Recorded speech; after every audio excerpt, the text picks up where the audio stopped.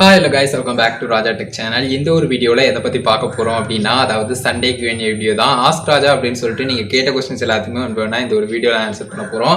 So ஒன்றுனா என்னென்ன questions இருக்கு அப்படிங்கறத செக் பண்ணலாம். ரொம்ப இன்ட்ரஸ்டிங்கான क्वेश्चंस எல்லாமே இருந்துச்சு. ப்ரீவியஸ் வீக்ல இருந்து நான் வந்து பெருசா வந்து எந்த கமெண்ட்ஸ்க்குமே ரிப்ளை பண்ணல. சோ மேக்ஸிமம் வந்து அந்த மாதிரி நிறைய இன்ட்ரஸ்டிங்கான கமெண்ட்ஸ் எல்லாத்தையுமே இந்த ஒரு வீடியோல எடுத்திருக்கேன்.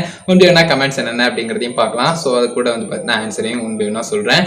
சோ ஃபுல் டீடைலா இப்போ இத பத்தி தான் பார்க்க போறோம். ஒரு சின்ன ஸ்கிரீன் வீடியோல நம்ம அதை பத்தி பார்க்கலாம். ஸோ கைஸ் நம்ம ஃபஸ்ட்டாக பார்க்கக்கூடிய கொஸ்டின் எம்எஸ் மகேஸ்வரன் அப்படிங்கிறவங்க ஒருத்தங்க கேட்டிருக்காங்க. Bro channel URL changing option காமிக்கல, ப்ளீஸ் கிவ் சொல்யூஷன் அப்படிங்கிற மாதிரி. ஸோ கஸ்டம் யூஆர்எல் அப்படிங்கிறது நீங்கள் சேஞ்ச் பண்ணுறீங்க, அதாவது ஆல்ரெடி அப்டேட் பண்ணியிருக்கிறத சேஞ்ச் பண்ண போகிறீங்க அப்படின்னு சொன்னாலும் சரி, இல்லை ஃபஸ்ட் டைம் தான் அப்டேட் பண்ண போகிறேன் அப்படின்னு சொன்னாலும் சரி, அதற்கான எலிஜிபிலிட்டி ரெக்யர்மெண்ட் அண்ட் அந்த ரெஸ்ட்ரிக்ஷன் எல்லாத்தையுமே ஒன்று நம்ம வந்து டீட்டெயிலாக பார்க்கலாம்.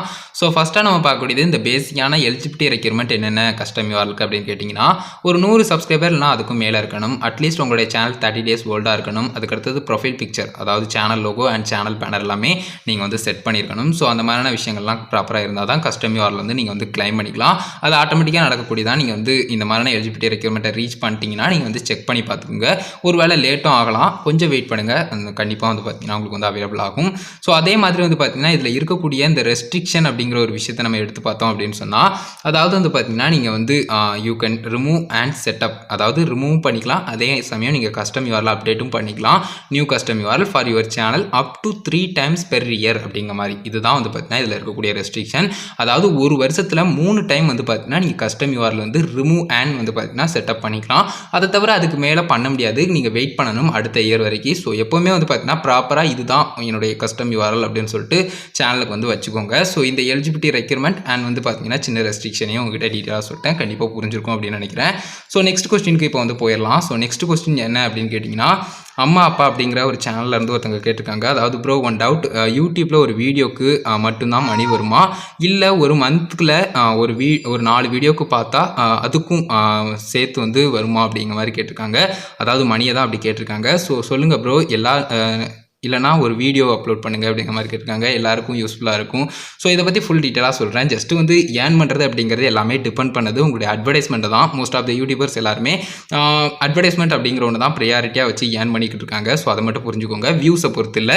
அதே சமயம் லைக் வந்து ஒரு சில வீடியோஸை பார்த்து மட்டும் ஏர்ன் பண்ணிடலாம் அப்படிங்கிறது கிடையாது. பேசிக்கான ஒரு விஷயம் நீங்கள் சொல்லியிருக்கீங்க, லைக் வந்து ஒரு வீடியோ பார்த்தாலும் சரி, 4 வீடியோ பார்த்தாலும் சரி, எத்தனை வீடியோ பார்க்குறாங்களோ அத்தனை வீடியோஸ்லையும் இருக்கக்கூடிய அட்வர்டைஸ்மெண்ட்ஸ் எந்த அளவுக்கு ப்ளே ஆகிருக்கு அப்படிங்கிறது, அது என்ன மாதிரியான அட்வர்டைஸ்மெண்ட்ஸ் அப்படி அப்படின்னு ஒரு சில விஷயங்கள் எல்லாமே போகும். ஸோ அது எல்லாமே ரொம்ப லென்த் ஆகும். ஸோ அதுக்கு நம்மளுடைய சேனல் பிளேலிஸ்ட் எல்லாத்தையுமே செக் பண்ணி பாருங்கள். ஆட்சன்ஸ், யூடியூப் டியூட்டோரியல், யூடியூப் டிப்ஸ், இந்த மாதிரியான பிளேலிஸ்ட் எல்லாமே செக் பண்ணி பாருங்கள். ப்ராப்பரான ஐடியாஸ் எல்லாமே கிடைக்கும். ஸோ ஜஸ்ட் வந்து நீங்கள் வந்து கேட்டிருக்கக்கூடிய கொஸ்டினில் ஒரு வீடியோ பார்க்குறதுக்கு மட்டும் மணி அப்படிங்கிறது கிடைக்காது. குறிப்பிட்டு வந்து அந்த வீடியோஸில் இருக்கக்கூடிய அட்வர்டைஸ்மெண்ட்ஸை பொறுத்து தான் மணி அப்படிங்கிறது ஜென்ரேட் ஆகும். ஸோ அதே சமயம் அந்த ஒரு வீடியோவில் வரக்கூடிய அட்வர்டைஸ்மெண்ட்ஸை மட்டும் பொறுத்து வரது கிடையாது. எல்லா வீடியோஸும் எத்தனை வீடியோஸ் பார்த்தாலும் சரி, அத்தனை வீடியோஸ்லையும் அட்வர்டைஸ்மெண்ட் அப்படிங்கிற ஒன்று இருந்துச்சுன்னா ஏர்னிங்ஸ் அப்படிங்கிறதும் அதுக்கு தகுந்த மாதிரி கண்டிப்பாக வந்து இருக்கும். ஸோ டிபெண்ட் வித் அந்த வியூஸ் கிடையாது, டிபெண்ட் வித் அட்வர்டைஸ்மெண்ட்ஸ் தான். ஸோ அது மானிட்டரைசேஷன் எனேபிள் ஆனதுக்கப்புறம் உங்களுடைய சேனலில் எந்த அளவுக்கு ப்ளே ஆகுதோ அந்த அளவுக்கு வந்து பார்த்தீங்கன்னா ஏர்னிங்ஸ் அப்படிங்கிறது இருக்கும்.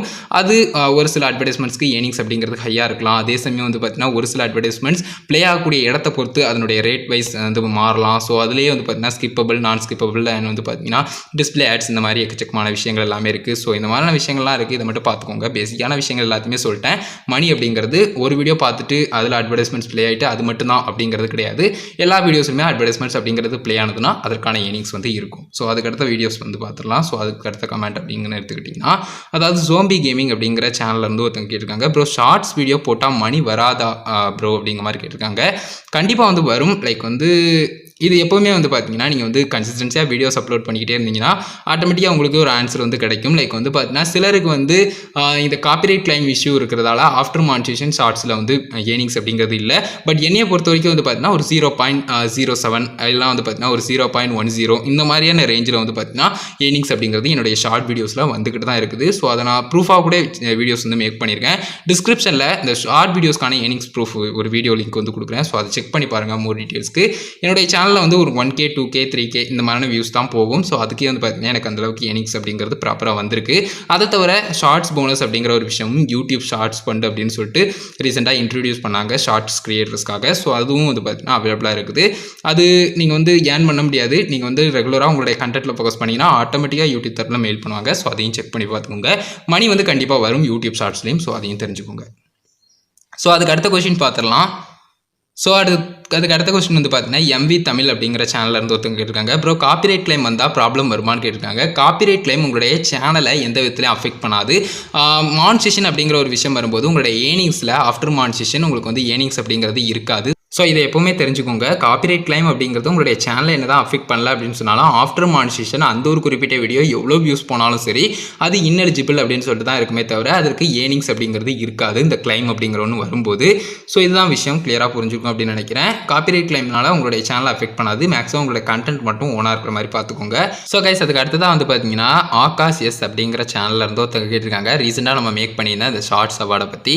அது கிஃப்ட்டு. ஸோ அதை மட்டும் புரிஞ்சுக்கோங்க. அவார்ட்ஸ் கிடையாது. ஏன்னா நானே அதில் டைட்டிலேயே ப்ளே பட்டனா அப்படின்னு சொல்லிட்டு தப்பு போட்டிருப்பேன்.